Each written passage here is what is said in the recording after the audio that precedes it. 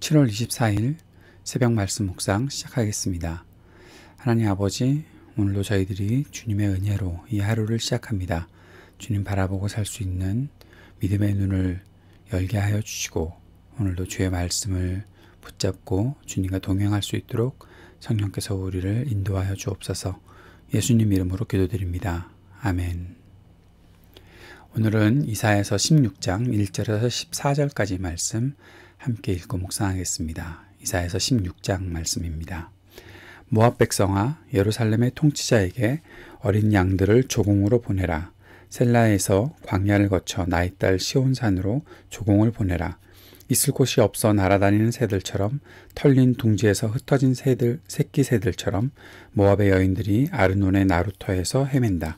그들이 유다 백성에게 애원한다. 우리가 어떻게 하여야 할지 말하여 주십시오. 우리를 위하여 중재하여 주십시오. 뜨거운 대낮에 시원한 그늘을 들이우는 나무처럼 우리가 그대의 그늘에서 쉴 수 있도록 보호하여 주십시오. 우리는 피난민입니다. 아무도 우리를 해치지 못할 곳에 우리를 숨겨 주십시오.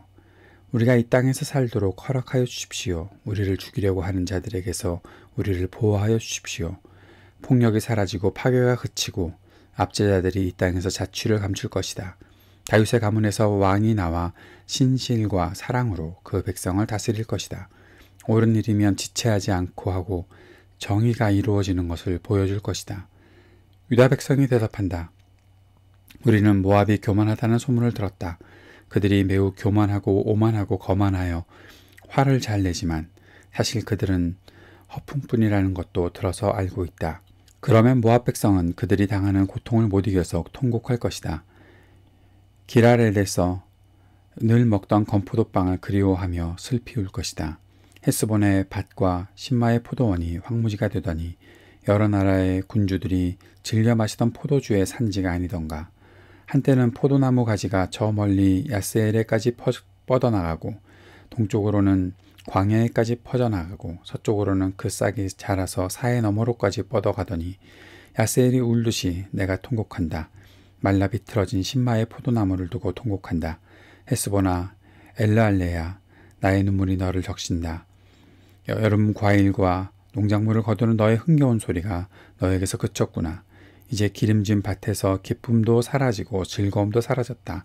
포도원에서 노랫소리가 나지 않고 기뻐 떠드는 소리도 나지 않고 포도주 틀에는 포도를 밟는 사람도 없다. 내가 그 흥겨운 소리를 그치게 하였다. 모압을 생각하니 나의 심장이 수금줄 튀듯 떨리고 기라레셋을 생각하니 나의 창자가 뒤틀린다. 모압 백성이 산당에 올라가서 제사를 드리고 그 성소에 들어가서 기도해도 아무 소용이 없을 것이다. 이것이 전에 주님께서 모압을 두고 하신 말씀이다. 그러나 이제 주님께서 다시 이렇게 말씀하신다. 3년 기한으로 머슴살이를 하게 된 머슴이 그 횟수를 세듯이 이제 내가 3년을 샌다. 3년 안에 모압의 영화가 그 큰 무리와 함께 모두 능욕을 당할 것이며 남은 사람이라야 얼마 되지 않아 보잘것이 없을 것이다. 아멘. 16장은 모압이 심판을 받고 절망적인 상태에 빠져 있는 것을 보여주고 있습니다. 모압의 지도자들, 유다의 피난처를 간구하고 있는 모습이 오늘 나타나고 있죠.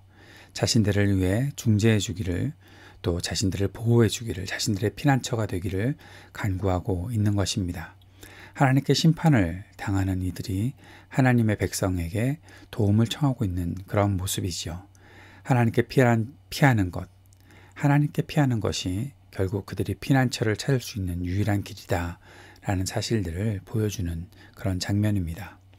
모압이 유다 백성에게서 피난처를 찾고 구원을 받게 되는 것은 하나님께서 모압을 통해 열방이 구원을 얻을 길이 하나님께 있고 하나님의 백성들이 그들에게 살 길을 열어준다는 것을 보여주고 있는 것이죠. 이때 말하고 있는 하나님의 통치의 방법들이 나타나 있습니다. 평화와 신실함과 사랑과 정의, 이 모든 것들이 하나님의 통치 방법이라는 것들을 말해주고 있는 것이죠. 그와 반대로 모압은 교만했고 오만했고 거만했고 허풍뿐이었다라는 사실들을 말하고 있습니다. 이제 그들의 모든 삶을 돌이켜서 주님께로 돌아와야 한다는 것이죠. 하나님의 평화와 하나님의 신실함과 사랑과 정의가 우리를 다스려 주옵소서라고 간구하며 주님께 나아올 때에 하나님의 그 구원을 맛볼 수 있게 된다는 것을 말하고 있습니다. 그리고 하나님께서는 자신이 선택한 그 백성들, 다윗의 가문에서 왕이 나온다는 것을 통해서 세계 모든 민족에게 구원을 열어주시는 분이 바로 하나님이시다. 하나님께서 보내시는 메시아가 있을 때 온 세계 만민들이 구원을 얻을 수 있을 것이다 말씀하고 있는 것을 오늘 본문을 통해서 보게 됩니다. 좀 전에도 말씀드렸던 것처럼 모압이 심판을 받는 이유는 교만 때문입니다. 그들이 교만했고 오만했고 거만했다. 허풍만 떨고 있었다. 헛된 영광을 쫓고 있는 그들의 허영은 결국 허망한 것이 되어버렸습니다. 하나님께서 교만한 자들을 반드시 멸하시기 때문에 그런 것이죠. 교만이라는 것은 하나님의 통치를 받는 백성들에게 결코 어울리지 않는 일, 결코 따르지 말아야 하는 길이다라는 것입니다. 내가 아무리 지금 많은 것을 가지고 있다고 하더라도, 지금 내가 힘이 좀 넘치고 있다고 하더라도 교만함으로 자신을 자랑하는 일은 허망한 일이다라는 사실을 우리들에게 보여주고 있는 것입니다. 모압은 그런 모습들 때문에 하나님께로부터 심판을 당하게 되는 것이죠. 하나님은 모압을 심판하시면서 슬퍼하십니다. 15장에서도 나타났던 것처럼 16장에서도 하나님의 통곡하시는 그런 장면이 9절에 나타나 있습니다. 이것을 선지자의 슬픔이라고 볼 수도 있겠지요. 그러나 선지자가 하나님의 마음을 나타내 있는 곳으로 본다면 결국 하나님께서 슬퍼하시는 것이다. 우리가 그렇게 보게 되는 장면이 여기도 있습니다. 심판하시는 하나님, 결코 좋아서 심판하시는 것이 아닙니다. 하나님은 아픔을 가지고 심판하시는 것이죠. 그들이 회복되는 것, 그들이 돌이키는 것, 그것이 하나님께서 원하시고 계시는 일이다 라는 사실을 오늘도 보게 됩니다. 그럼에도 불구하고 모압은 하나님께 나오지 않습니다. 산당으로 올라가 기도합니다. 온 세상의 주인이신 하나님께 나아와야 그들이 구원을 받을 수 있는 것인데, 그들은 결국 산당으로 올라가서 자신들이 섬기는 우상들에게 자신들을 구원해 달라고 그렇게 구하고 있는 것을 보게 됩니다. 눈이 열리지 않는 것이죠. 귀가 열리지 않는 것이죠. 돌아와야 할 사람들이 돌아오지 않는 것이죠. 계속해서 자기들의 일들을 고집하고 있는 것입니다. 허망한 것을 쫓고 있는 것이 왜 그렇게 그들의 삶을 그렇게 붙잡고 있는 것이 되어버렸을까요? 이 땅에도 그렇게 사는 사람들이 있는 것 같아 안타까울 때가 많이 있습니다. 돌이켜야 하는데, 겸손히 낮아져야 하는데, 하나님의 다스리심을 믿고 주님께로 돌아와야 살 길이 열리는데 그렇지 못한 사람들이 참 많이 있는 것 같아 안타깝습니다. 오늘도 이 땅을 위해 우리가 중보하며 기도할 때 하나님의 이 안타까움을 품고 기도할 수 있었으면 좋겠습니다.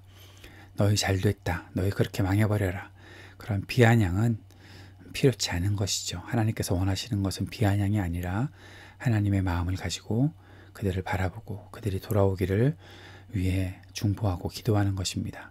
오늘도 이 땅을 위해 중보하며 기도합시다.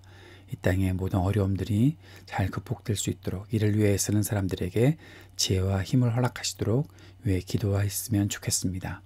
IT를 위해서도 기도해 주십시오. 이동현 선교사님 8월에 IT로 갈 계획들을 가지고 계십니다. 아까의 학교도 다시 열려고 계획하고 계십니다.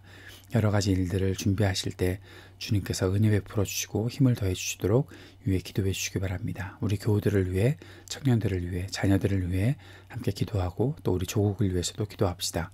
그리고 우리 예배를 위해서도 우리 예배를 통해 주님의 은혜가 더 풍성히 나타날 수 있게 도와주옵소서. 간절히 기도할 수 있었으면 좋겠습니다. 기도하겠습니다. 오늘도 겸손한 마음으로 주님께 나아가는 모든 이들을 주님 붙잡아 주옵소서. 주님께서 이 땅의 통치자 되심을 바라보는 믿음의 눈을 허락하여 주옵소서. 예수님 이름으로 기도드립니다.